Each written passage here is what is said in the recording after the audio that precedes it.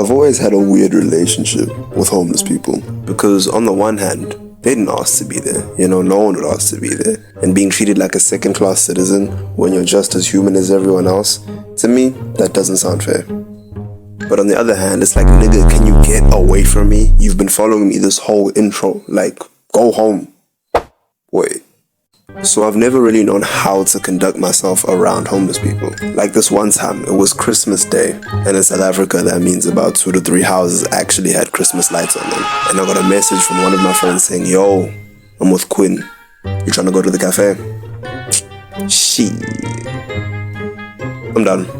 I grabbed my phone, my jacket, and my Vaseline. Notice how I didn't say my wallet. You see, I was sipping on a Sprite that my mom had given me from earlier on, so I didn't see a reason for me to bring my wallet for me to buy something else from the cafe.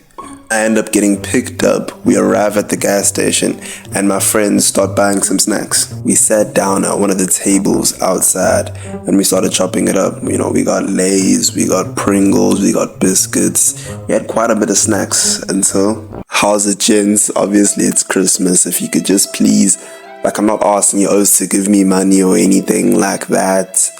If you could just please help me, and maybe buy me something from the shop inside, it'd really mean a lot to me. Or you could even come back to my station and you guys could help me build some stuff that we can maybe sell to raise money, I haven't chowed the whole day and it'd mean a lot, I won't lie to you. So now I'm thinking, and there's 2 things running through my head.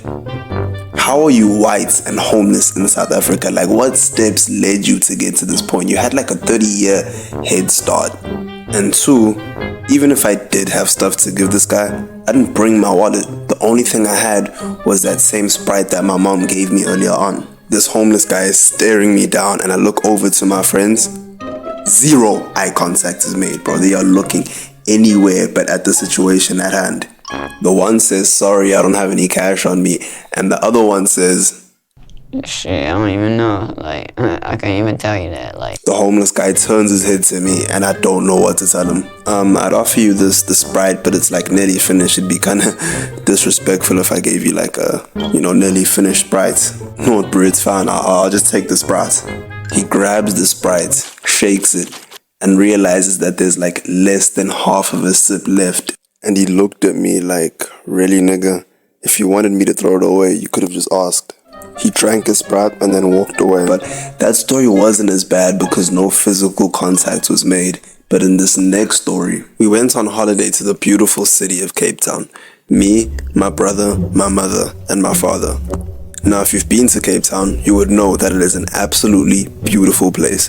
From the architecture to the beautiful beaches and the rich history, but you would also know that it has some of the scariest homeless people in South Africa. It even has the 3rd highest homeless population in the country. My mother and father had went to Stellenbosch to do some wine tasting and left us to go to this market.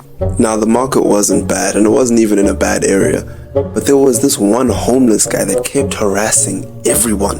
He was screaming at people. He was looking at people so aggressively like they owed him money. He was going up and down the line doing random emotes. And everyone tried their best not to give this guy any attention. They just kept looking forward and didn't give this guy any eye contact. And then he eventually gets to me. He stares me down. I give him no eye contact. I keep looking forward. And then he grabs my arm. I have never felt more scared and vulnerable in my entire life. Because why is this nigga's crusty ass hands touching me? My brother eventually shooed him away, but in this next story, I didn't have my brother. Matter of fact, I didn't have anyone.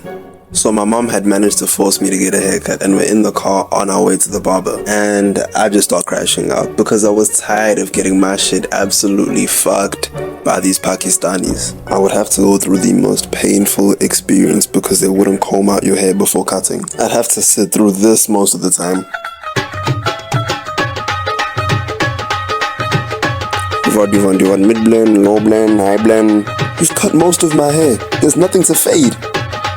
And all of that just to get absolutely cooked on the first day I go back to school. So I was not trying to go to Guruji. So my mom suggested, why don't we go to one of the barbershops in Pinetown, which was a pretty good idea.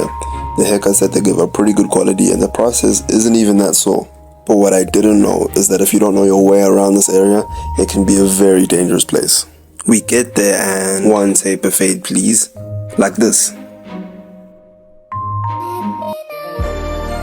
Now I may have came out of there looking like Prime Lukaku, but hey, the haircut was done. I go outside to tell my mom that we're done getting this haircut, but then I see her in the shop next over to me getting her hair done. So like any 8-year-old boy would do, I go exploring. I end up finding this back alley. And to anyone else, this would just be an alley, you know, just another place to be. But to a kid, this is a playground. I was jumping on things, swinging on things, running around, until eventually I got a little bit tired. So I sat down on one of the nearby benches all the way at the end of this alleyway. And as I'm chilling on this bench, out comes this homeless guy. My heart immediately drops. He had beer stains all over his vest. He had a Zulu man's mkaba. And to be honest with you, I don't even know why I'm drawing all of his teeth. He had like 1, 2 at most. But worst of all, he was walking towards me. He gets closer and closer and my heart beats faster and faster. There's nowhere to go. The alleyway on one side is closed and on the other side there's this crackhead. He gets a meter away from the bench and doesn't lose eye contact with me. He sits down with me and I immediately recoil up. He looks me dead in the eye and says, "Hey bro, uyapi?